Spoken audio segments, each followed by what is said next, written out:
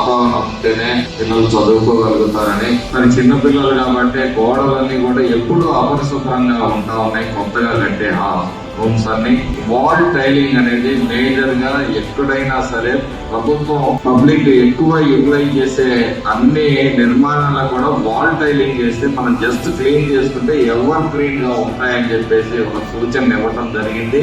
వీలున్నంత వరకు ఒక కామన్ ప్లే గ్రౌండ్ అయినా, ఒకవేళ స్కూల్ పక్కనే లేకపోతే ఆ గ్రామాలకి ప్లే గ్రౌండ్స్ ఇచ్చే విధంగా చర్యలు తీసుకోవాల్సిందిగా అవన్నీ కోరుతూ, అలాగే ప్రతి స్కూల్లో కూడా చాలా మంది విద్యార్థులు బాగానే చదువుతారు కానీ ఎగ్జామినేషన్ దగ్గరికి పెట్టడం ఒక ఎగ్జామినేషన్ ఫియర్ ఉంటుంది. వీటన్నిటినీ మనం సాధించలేము అనే భయం నుంచి వాళ్ళని మోటివేట్ చేయడానికి ప్రతి మండల స్థాయిలో గానీ పిల్లల్లో మానసికమైన ఇదిని పెంచడానికి మోటివేషన్ క్లాసెస్ ని కూడా ఒక ప్రోగ్రామ్ గా తీసుకోవాల్సిందిగా మీ సభాముఖంగా తమను కోరుతా ఉన్నాం.